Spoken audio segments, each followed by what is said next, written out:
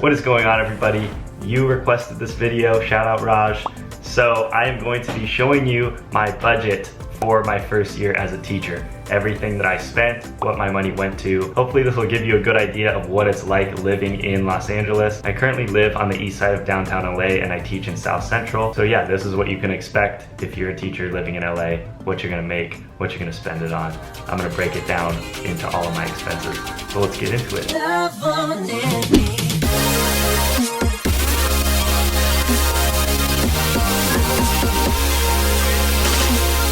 If you already watched my video about how much I make as a first year teacher, you already know that I made about $55,000. After tax income, that goes down to $42,000 that I actually took home for the year. And then the monthly income broken down into 11 months because I don't get paid in July because I don't work in July, comes down to $3,840. Let's break it down. I have everything in red that is going to be taking out of my total salary, and on this Excel sheet I just made it so like all of those things just subtract from the total and then we can see how much I'm saving.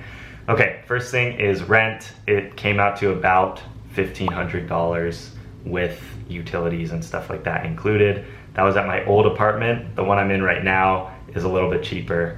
I'll be making a video about like my apartment tour and like how much I pay here and stuff. But for my old apartment that I was at, which is a little more expensive, was about $1,500 a month. And honestly, like that's what you can expect to pay if you're gonna live in LA. Like for downtown LA, that's actually quite cheap and we got a really good deal. But I'd say overall LA, like that's what you can look at. If you might be able to find something like maybe around $1,100-1,200, but yeah, LA's really expensive. So anyways, yeah, renter's insurance was 15 bucks, that's cheap. It insures up to I think like $100,000 worth of damages or whatever, I don't know. Car insurance, $125 every month. Groceries, about $250. Also with this budget, I started off with the top 3 things that like I have to pay no matter what, that are gonna be the same price every month. And then I kind of go down the totem pole. So like groceries are really important, obviously. To be honest, as the school year progressed, I didn't spend as much on groceries because I wasn't cooking as much, which isn't good, and I'm working on cooking more, but I ended up spending more on eating out and not as much on groceries. So I'd say realistically, I spent around $150 to $200 on groceries per month. Gas was about $100. I'd say that was pretty accurate month to month. Apple Music's $5. I don't know why I put that on there, but that's my only subscription. I don't pay any other subscriptions. I feel like it's easy nowadays to waste a lot of money on subscriptions, and those are things that just constantly get drawn out. And I feel like we don't take them into account. So I put my Apple Music on there, even though it's $5, like just so I know that like I'm paying that every single month and to not forget that I have that subscription. But I don't have any other subscriptions. Wi-Fi is about 50 bucks a month. The gym is $30 a month. That's totally worth it to me. We have an apartment gym, but it's not the same vibe. It just doesn't cut it. It doesn't have the same equipment. I need like my squat racks and my areas to deadlift and stuff like that. So gym here doesn't quite cut it. It's convenient sometimes here and there if I need to just run and get a quick workout, but for me, like a gym is worth it. Supplements, I gave myself $100 a month, but to be honest, I don't spend that much anymore. I used to buy a lot of supplements, but right now, I'd say realistically, I buy $100 worth of supplements every 3 or 4 months. So I only spend about $30 a month on supplements. Fun stuff, that's just vague. That means like eating out, going to the movies, things that we used to be able to do during non-quarantine times. Big sad. But I would say fun stuff, I realistically, throughout the year, I spent more than $200 on fun stuff. I'd say on a realistic month, I'd spend about $300 a month on fun things. And that's like, I spend a lot of money on eating out. Like, low-key, I have a problem. But I've been cooking more recently, so that's good. I want to become a better chef, so I've been like working on that. Electricity and gas, that's just a regular bill. I think realistically that was about $100. Electricity was expensive, gas was cheap, but electricity. And then that comes out to my total savings for each month was about $1,300. Now I'm gonna talk about the 2 major expenses that I spent all of my savings on. The first one is my education. I was getting my credential at LMU, which is Loyola Marymount University. And I think after all of the scholarships and things that I got, it came out to about $8,000 for the year.